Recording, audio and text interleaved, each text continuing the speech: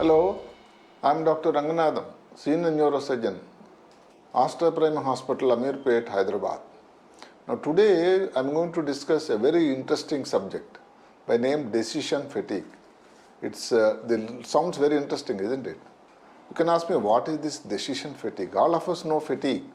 You work from morning to evening, or you went for a game and you get exhausted. That is fatigue. Children comes from school and they get fatigued. That's fine. In the office there is a lot of work and the boss has been troubling you. You get fatigued. That's fine. Now what is this decision fatigue?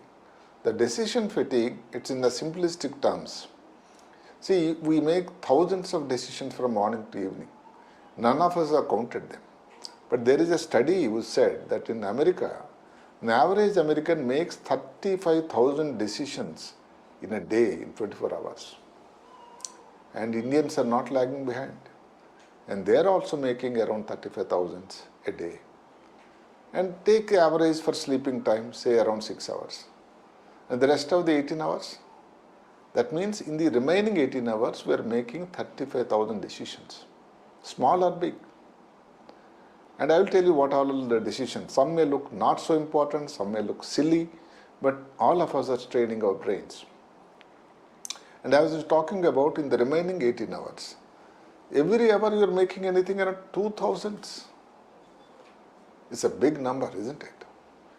Now, if you, from the time you got up in the morning, you keep thinking that day, without your knowledge whether to have coffee or tea, or is lemon tea or black tea, or with milk or without milk. Then the issue coming to the breakfast. So breakfast shall I have here or in some other restaurant outside? If so, it's idli with vada, with sambar. Then there are many other things in there also. Then the question of dress. Shall I wear this dress, half dress, half shirt or full shirt, with tie, without tie? Then going to the office, cab, own convenience, or scooter, or metro. Then the lunchtime comes, you have to order for the Zomato, and then of course Swiggy. Then you have to think about which is the combination. Your friend will be suggesting something, you will be thinking something, and with or without any combinations. Then by the time evening, you get so many mails. So now the social media is bombarding everybody. So you will be worried and concerned how many messages you have to see, how many mails you have to keep it, and how many you have to delete. Suppose you don't answer, the other person will feel bad, and you have to say hello to everybody in the morning. So like this, by the time evening you get exhausted, and you are making without your knowledge anything around 35,000 decisions. Now if you ask me what is this decision fatigue happening, it's what you call mental fatigue. And in the bargain, you are making decisions. You are getting irritable. There is a HSBC study, you know that 42% of Indians, they postpone things. Because by the time the evening, oh, kal dekh lenge, we will do it tomorrow morning, come tomorrow. Because we are all human beings.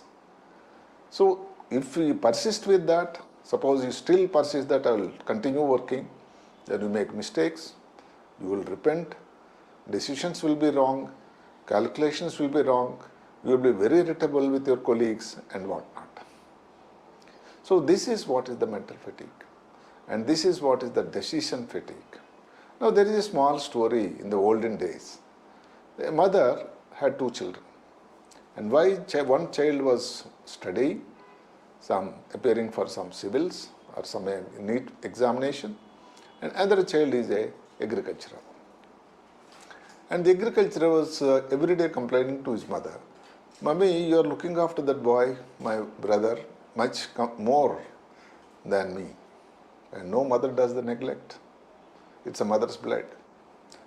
And the mother tried to convince that boy, "No boy, both of you are equal to me, you are my blood." But this fellow was not willing. So she said, "Okay, I'll sort it out." She thought to herself. She didn't tell anything to them. Now both the boys were sleeping in the night. And she kept a butter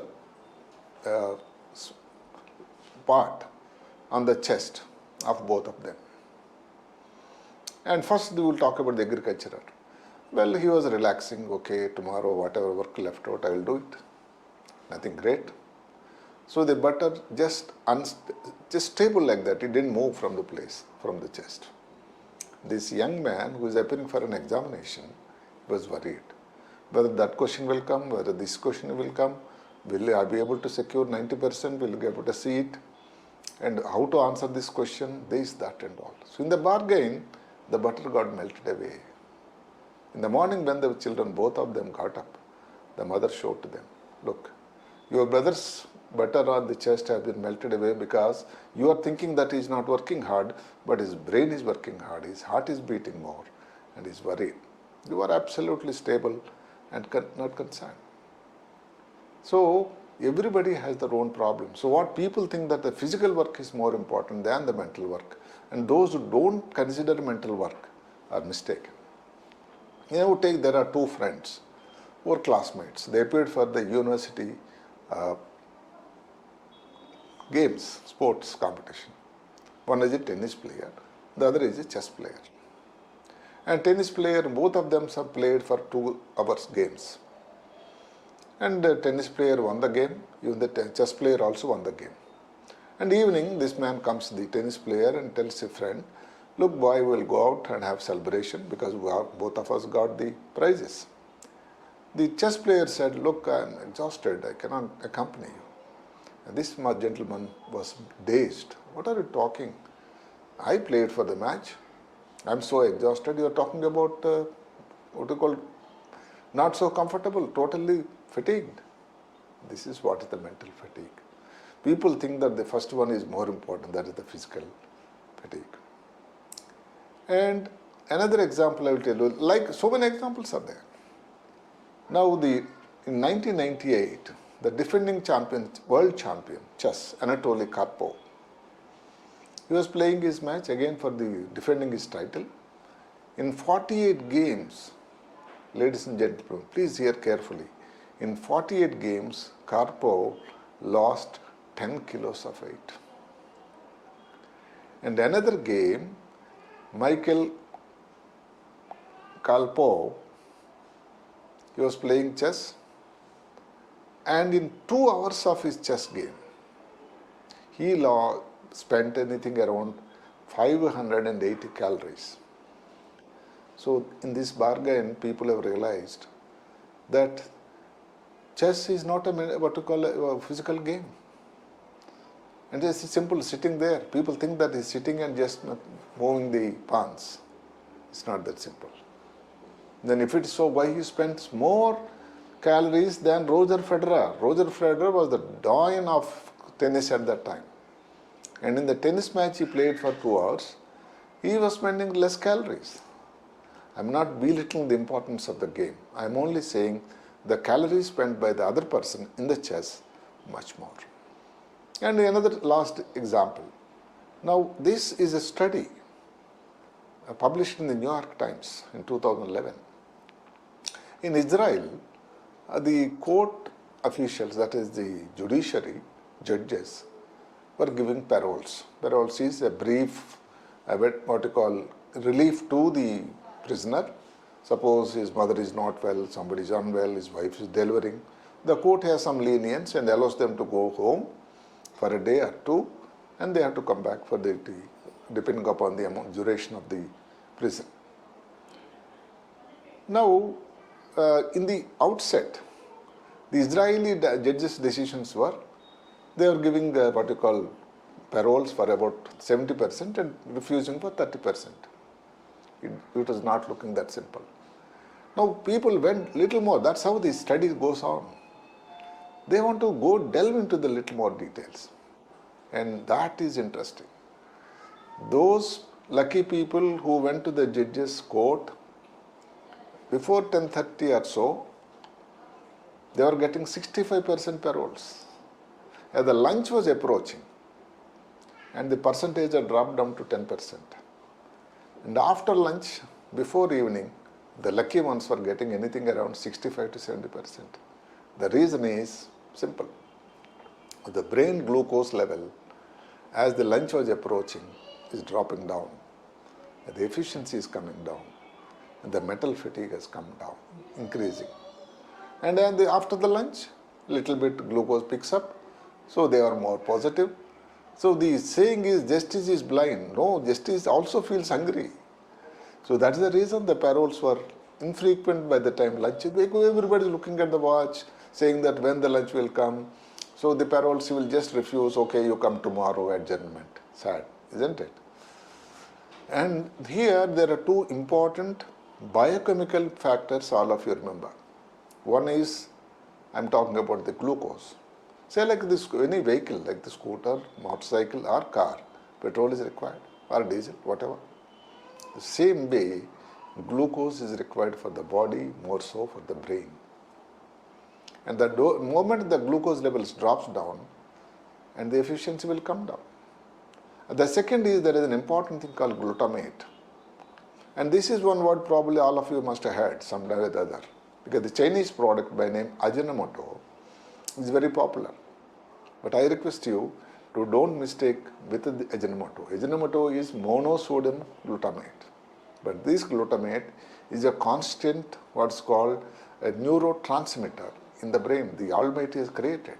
And this is very important. What does this new glutamate do? It gives an excitatory impulses. That means the brain cells called neurons, they have to speak in between. So literally they speak, communicate. And this excitatory response comes from glutamate.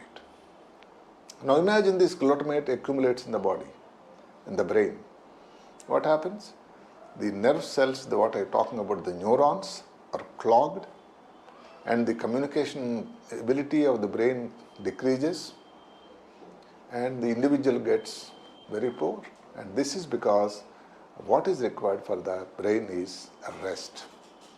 So glutamate accumulation or the deficiency of glucose, so ultimately the decision making and the quality of the decision making becomes very, very poor. So the moral of the story is that the parole seeking prisoners, lucky those who went when the judge was with the glucose level normal, because in the morning he was given some snacks and all and fruits. And after lunch they are giving more percentage. Lunch means they are all feeling hungry. So as a joke goes, judge is not only blind but also hungry. So the decision making and the decision fatigue is a reality in life for all of us. You don't need to be the President of America or Prime Minister of India. In all lives, from morning to evening, we make so many decisions and we get exhausted. And sometimes it's a costly mistake. I'll tell you one example. Suppose you go to buy a car. And first you see that car, then you think that whether it's automatic with AC or if it's a sedan or a what you call SUV. But you don't buy the car right immediately, you or your friend or your wife.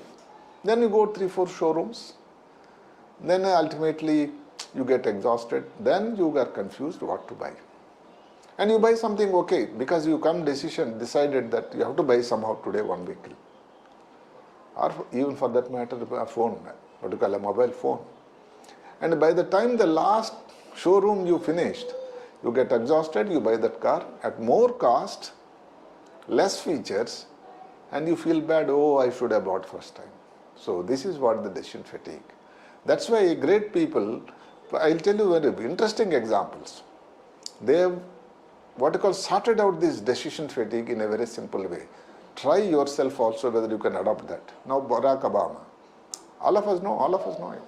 He was the President of America twice from the Democratic Party. It will be very interesting to know the President of America, the most influential man, most powerful man in the world, Barack Obama used to wear only 2 colors of suits, either a grey or a black. That's all. Any day you can see those colors. Now there's another person called Mark Zuckerberg. You know the Meta and the what you call the WhatsApp? He was always wearing a separate special t-shirt, same color. He's changing of course every day, but the color remains the same. And the Steve Jobs, the Apple man, used to wear the same neck t-shirt. Not that these people are any poor. They have decided that way to decrease the number of decision makings. So let them be clear, finish. Every day the same. You see, just see the photo anywhere, these people will appear with only that. So to reduce this decision fatigue, there are certain small tips, not very difficult ones. One is, it reduce the menu. The number of decisions you are making so many, you are overloading your brain. Reduce them. Reduce the menu. You go to the hotel, you just decide. Or if you go to the restaurant, you must enjoy with the family. Before entering itself, you be clear that I want this particular item, tell the bearer, and that's it, you have got it. Don't take the menu card and all, go through, scan through, take an opinion, then ultimately you are lost.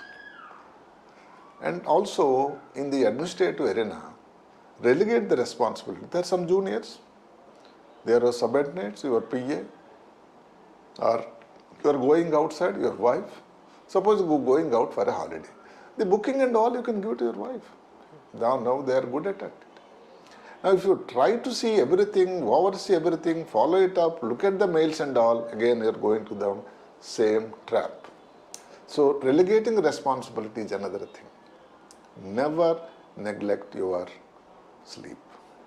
As I told you, sleep reduces the glutamate.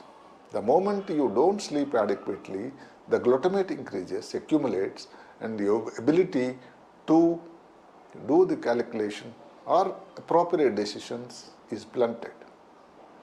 Suppose for some reason you have taken a decision, you bought a car. Don't repent. Be happy with what you have. And reduce the stress. Stressing yourself, you are only damaging yourself, your brain, your brain's ability. It's like, suppose you are going in the road, you have a vehicle, the traffic light comes. And you have to wait till the traffic light, green light comes, right? Suppose you, what's called revving, you keep on increasing your accelerator, will the car go? It's only wasting the what you call fuel, but in the bargain, you cannot go because after all there is a red light. So these are the simple principles. Decision fatigue is a part of life. All of us have to live with that. The simple tips like reducing the menu, or a good sleep, or relegating the responsibility, don't repent any time, don't get stressed out, will help you. Or follow the examples of the greats like Barack Obama, Zuckerberg, or Steve Jobs, and you will be much more comfortable. Thank you.